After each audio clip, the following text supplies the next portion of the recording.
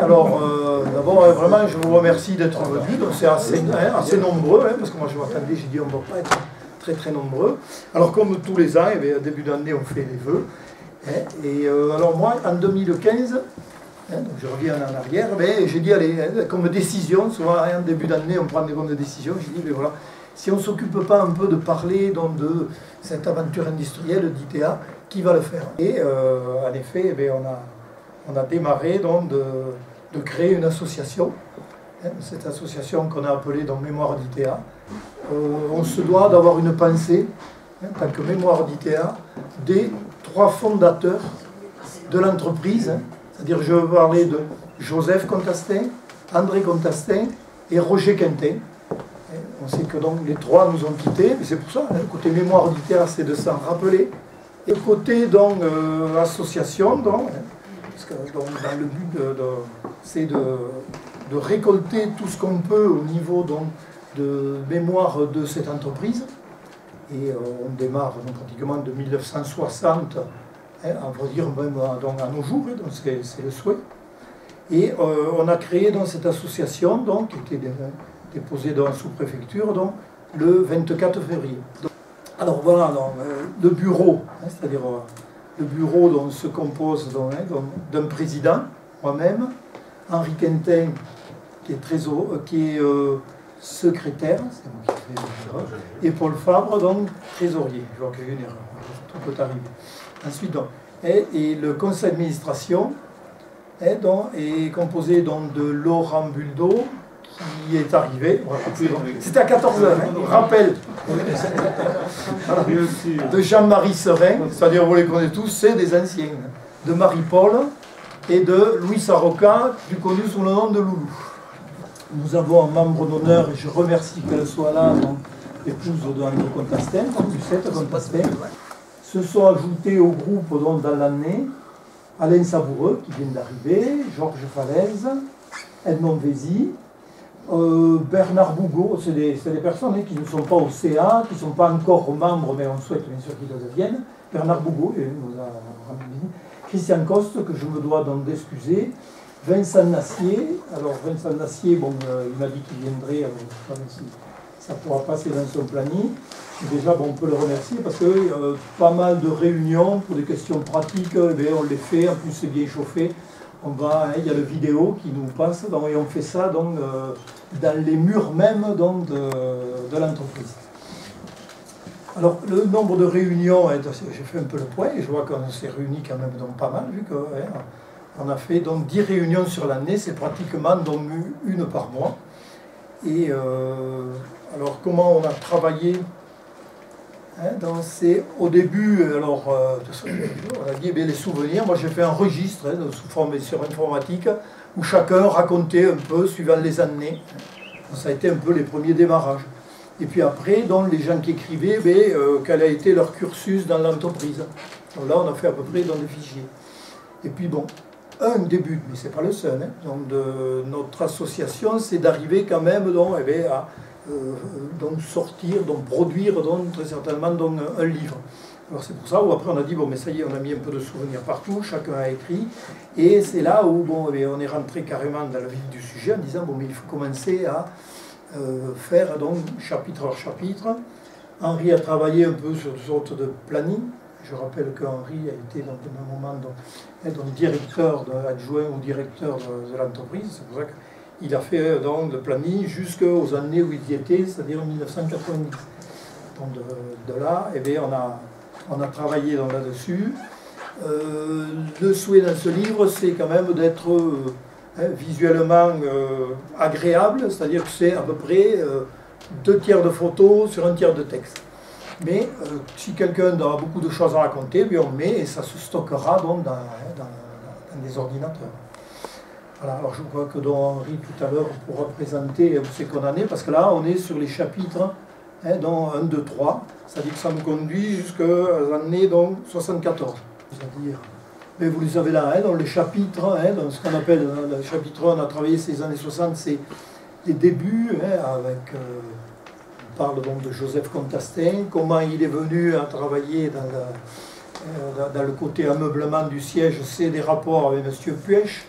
Je remercie Georges Falaise qui, lui, était dans cette aventure, hein, qui était sur Espalion. C'est des gens qui sont allés, là il y en a pas mal qui sont allés au Coteau et qui sont revenus au Moulin de Gary.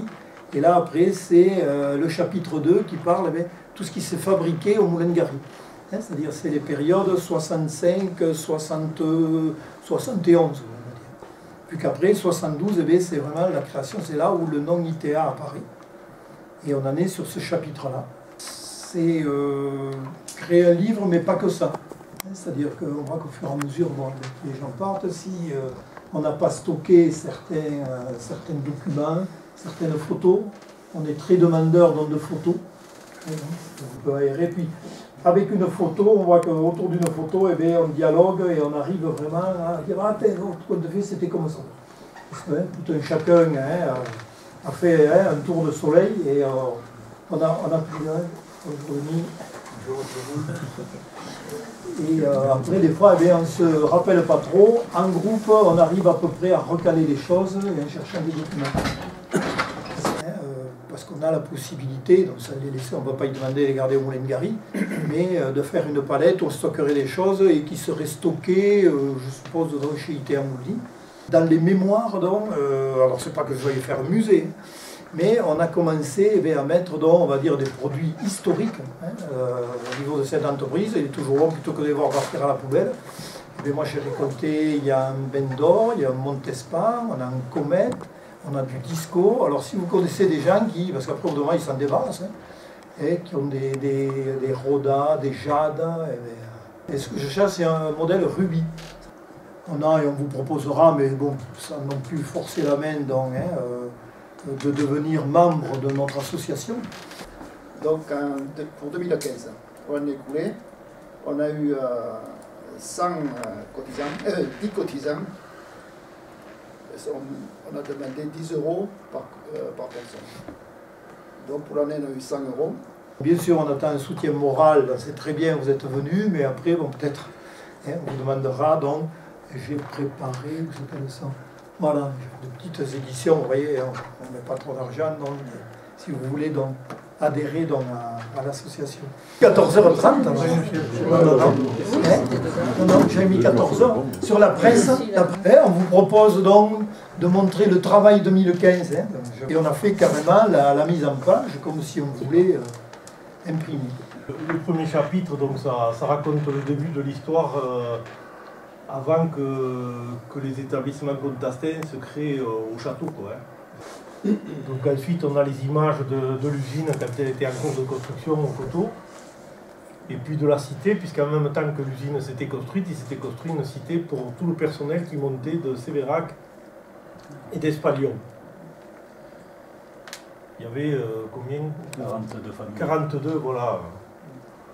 Donc M. Contastin qui travaillait là-haut avait demandé à M. Dalle de pouvoir créer, et au groupe, de recréer une activité sur l'Aveyron. Et donc c'est ce qui s'est fait en créant les établissements Contastin et compagnie. Donc au début à l'atelier du château, et puis ensuite avec la construction du Moulin de Gary. Donc là on remet le plan du Moulin de Gary avec l'historique, les bâtiments, comment ils se sont construits étape par étape, quoi, pour avoir une vue d'ensemble. Ensuite, donc, on repart sur le début, donc comment c'était tout à fait au départ, avec une photo, c'était le midi libre, on espère que la qualité, on arrivera à l'améliorer un peu. Donc avec les bâtiments qu'il y avait au début, l'ancien bâtiment qui s'appelle le A, là, le petit, et ensuite le grand bâtiment, le B qui avait été construit, le petit, le C en haut, qui était un hangar de stockage, quoi. Dans le livre, on veut essayer, ça, je remercie Paul, parce que c'est lui qui a eu l'idée de parler de ça. Je crois que c'est important de mettre en parallèle de cette histoire de l'usine, comment le marché était à l'époque, parce qu'il y a beaucoup d'interactions qui font que si à un moment donné on s'est mis à faire des choses à l'usine, c'était parce que le marché était comme ça et que le marché demandait un certain nombre de choses, ou d'autres produits qu'on n'a pas pu faire parce que le marché n'en voulait pas, quoi. Et ensuite on parle du comité d'entreprise, avec les Noëls, quelques photos qu'on a, des Noëls, et puis après des méchouis qui étaient faits par le comité d'entreprise qui avait été fait. Donc voilà où on en est du chapitre 3. Je dis qu'il faudra franchir une deuxième étape, de faire une réunion publique en invitant le maximum de monde, et à l'issue de cette réunion, de relever les gens qui seraient intéressés à acheter un livre. Aujourd'hui, on a 64 pages et il nous en manque que dans les 140. Parce que le but, c'est ça, hein, c'est quand même que la mémoire ne se perde pas.